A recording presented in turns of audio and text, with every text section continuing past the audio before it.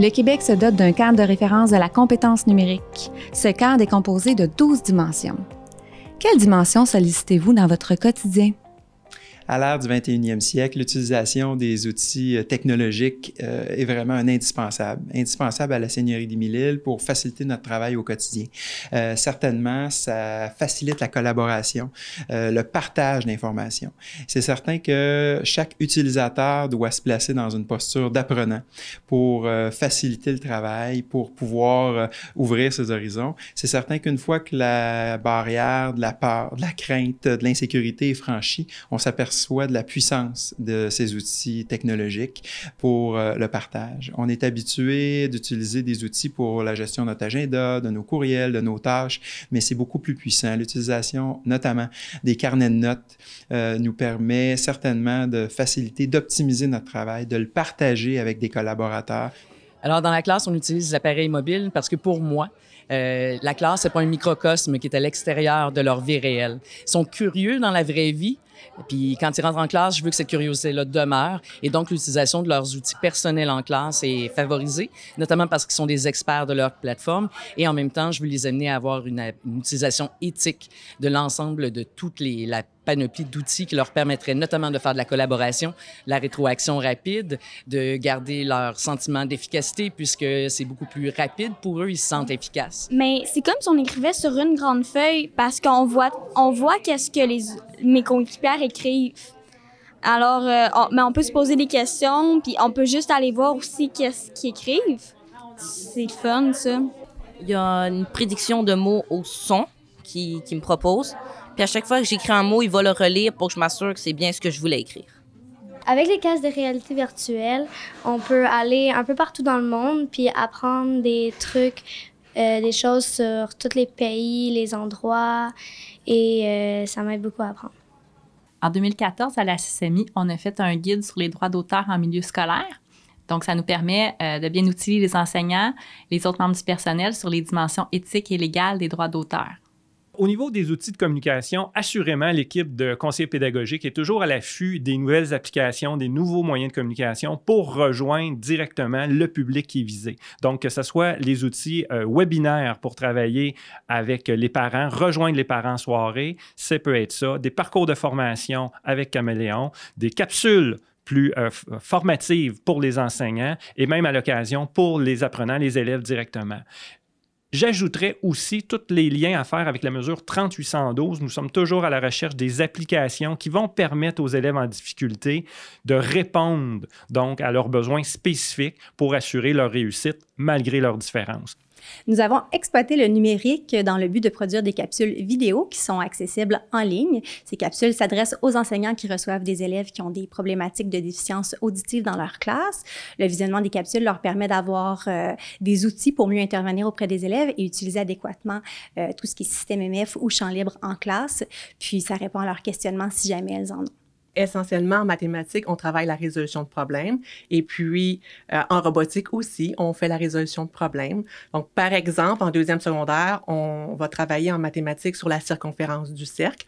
On peut donner le défi à l'élève de déplacer le robot sur une certaine distance. En fait, quand on fait de la robotique puis de la programmation, on sollicite de nombreuses dimensions. Mais je pense que l'innovation et la créativité sont particulièrement sollicitées parce que l'élève doit créer un robot, inventer un programme, puis ça les stimule parce qu'ils doivent trouver leur réponse et non pas une réponse déjà prédéfinie. Il n'y a pas juste une réponse, il y en a de nombreuses réponses. Puis ça, je pense que ça motive vraiment nos élèves. En sous-groupe, avec mes élèves, le numérique me permet d'aller modéliser et la procédure et l'utilisation des logiciels pour les élèves qui ont des besoins plus particuliers, notamment avec le logiciel WordQ et Lexibar, qui leur permettent de faire leurs tâches en écriture ou en lecture à leur niveau. Et avec cette modélisation-là, ça les rend plus autonomes. Lexibar, j'ai aimé le côté phonologique parce que quand j'écrivais mes mots au son, il y avait plus de mots qui sortaient. Puis il y avait des images, parce que ça m'aidait beaucoup plus à former mon texte. À l'école de Carrefour, tous les membres du personnel sont invités à utiliser le numérique en sollicitant leur pensée critique. Par exemple, Les enseignants profitent des opportunités que les technologies leur offrent pour présenter aux élèves des situations reliées aux enjeux actuels qui les préoccupent. Grâce à cette réflexion-là que les élèves font, bien, ils sont en mesure de les aider à discriminer certains éléments reliés à l'exploitation des technologies. De plus, au service de garde, nous avons fait un parallèle entre l'utilisation du numérique et la promotion d'habitudes de vie équilibrées à travers certaines normes d'exploitation. Sur le plan professionnel, il y a beaucoup la collaboration qui est au cœur de mes pratiques avec les collègues, les enseignants. Maintenant, sur le plan pédagogique, par exemple, je pense à une formation qui est en préparation, c'est pour que les élèves puissent garder des traces de leurs apprentissages. Alors, c'est l'outil, le numérique, c'est pour l'apprentissage. Ces traces-là, on souhaite que les élèves puissent avoir des vidéos, des photos de leur réussite. Et comme ils sont en adaptation scolaire, ça peut être vraiment intéressant de monter ce dossier d'apprentissage tout au long de leur cheminement pour qu'ils puissent réinvestir, en parler, être valorisés par tout ce qu'ils vont avoir réussi. Et notre rôle un peu, c'est de s'approprier en veille technologique les nouveautés comme les imprimantes en 3D, la VR, toute la robotique. Donc, s'approprier ça pour pouvoir, après ça, pouvoir les aider, les accompagner en classe. Et puis, comme ici, à la commission scolaire, on a l'intégration, nous, des conseillers pédagogiques avec nous à la DST. Donc, ça, c'est très aidant.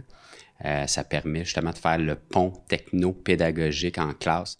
Collaboration qui est une valeur si importante dans le plan d'engagement vers la réussite à la Commission scolaire Seigneurie d'Émile-Île. Et c'est l'utilisation des outils technologiques à notre disposition est un beau levier pour pouvoir pousser encore plus loin cette dimension. Dans notre école, il y a énormément de projets numériques qui se vivent, mais jusqu'où l'élève est conscient de la portée de l'utilisation de ce numérique-là, de tous les mobiles, des téléphones, des tablettes, de tout, et de sa responsabilité en tant que citoyen aussi. C'est une chose de l'utiliser pédagogiquement, mais on a des responsabilités associées à ça. Fait qu'on a pensé que travailler l'élaboration d'une charte, on ne sait pas encore exactement quel aspect ça va prendre, mais une chose est certaine, cette charte-là, les élèves vont y travailler ainsi que tous les membres du personnel dans l'école.